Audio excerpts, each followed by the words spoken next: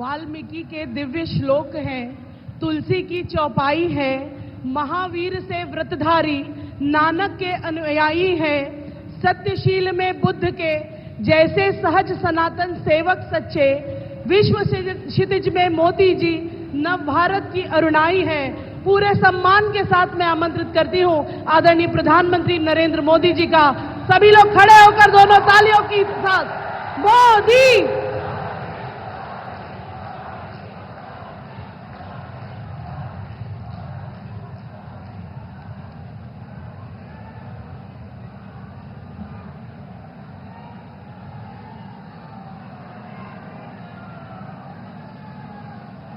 जय श्री कोटेश्वर महादेव।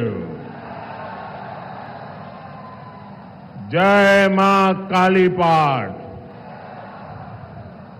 जय मां गढ़कालिका।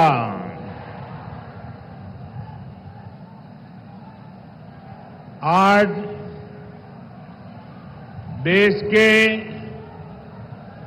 विभिन्न हिस्सों में नववर्ष मनाया जाता है। आज नवरात्रि का भी आरंभ हुआ है। मैं आप सभी को नववर्ष की और नवरात्रि की अनेक अनेक शुभकामनाएं देता हूं।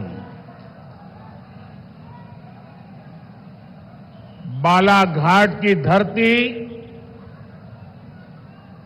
भारत की नारी शक्ति के पराक्रम की साक्षी है। मैं वीरांगना रानी दुर्गावती और रानी अवंतीबाई की इस धरती को प्रणाम करता हूं।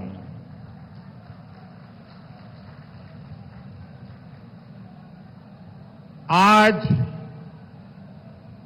जनता जनार्दन का ये सैलाब, ये जन सैलाब ऐसा लग रहा है जैसे केसरिया सागर नजर आ रहा है। और इतनी बड़ी तादाद में माताओं बहनों का स्नेह, उनके आशीर्वाद, ये साफ साफ दिखा रहा है कि 4 जून को मध्य प्रदेश में क्या परिणाम आने वाले हैं।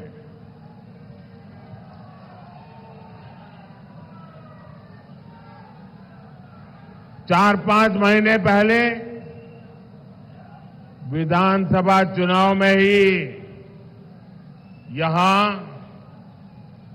आप सब लोगों ने मिलकर के कांग्रेस को पूरी तरह, भाजपा से नहीं लड़ रहे हैं, एक दूसरे से लड़ रहे हैं।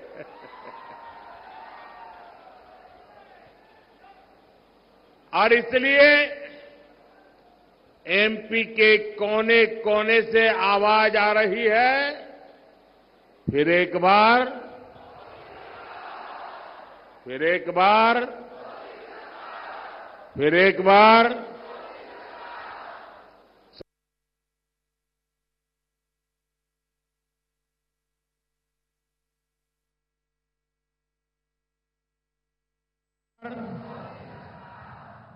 साथियों, 2024 का लोकसभा चुनाव 21वीं सदी के भारत का बहुत अहम चुनाव है। ये सिर्फ चुनाव नहीं है, कौन एमपी बने कौन न बने इतने भर का ये चुनाव नहीं है। ये चुनाव नए भारत के निर्माण का मिशन है।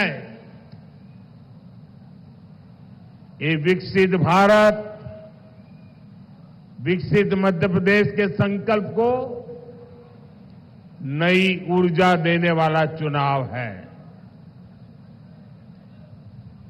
जब G20 में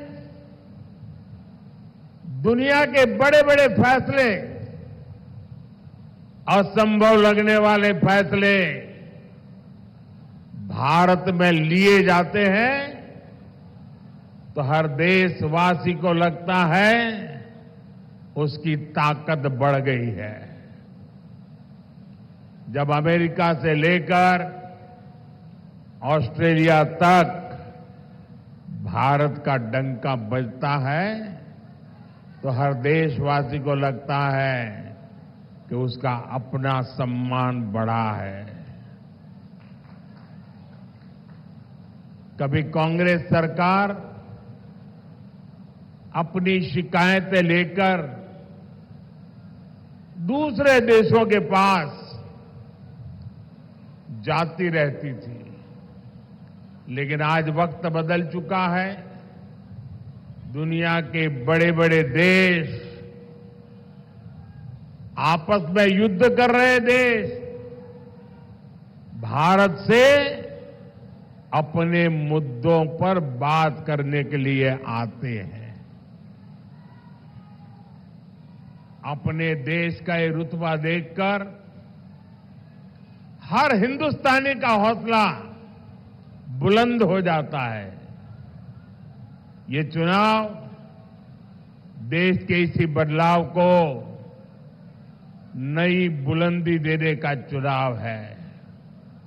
साथियों, आजादी के बाद दशकों तक कांग्रेस बहुत ही पुरानी सोच पर चली।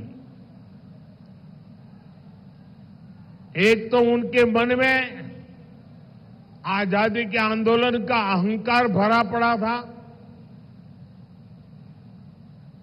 और सामान्य मानवीय ने जो आजादी के आंदोलन में त्याग किया, तपस्या की, बलिदान किया,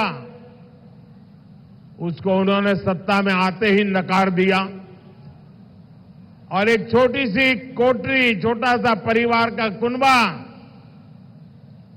हावी हो गया और उसी की सोच देश को पिछड़ेपन की तरफ धकेलती गई। कांग्रेस सोचती थी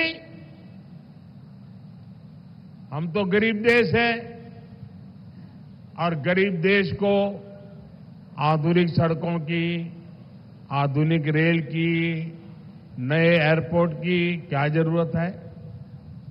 कांग्रेस के बड़े नेता जिन 2-3 बड़े शहरों में रहते थे वहां अपने लिए सुविधाएं जुटाकर ये लोग देश के दूसरे शहरों को भूल जाते थे।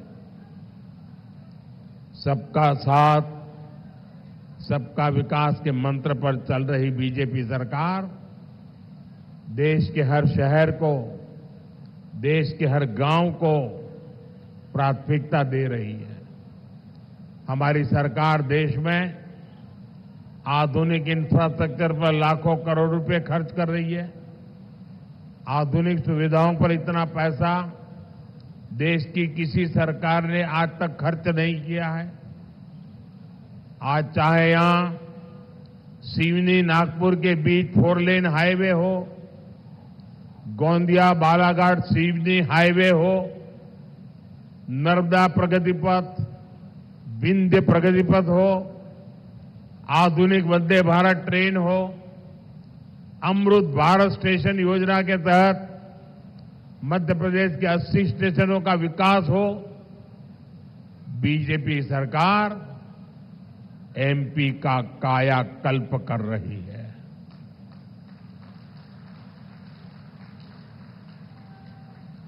बालाघाट से गोंडिया वाली जिस ब्रॉडगेज रेलवे लाइन की नींव करीब 30 साल पहले रखी गई थी, उसे भी ये मोदी ने आकर के पूरा किया।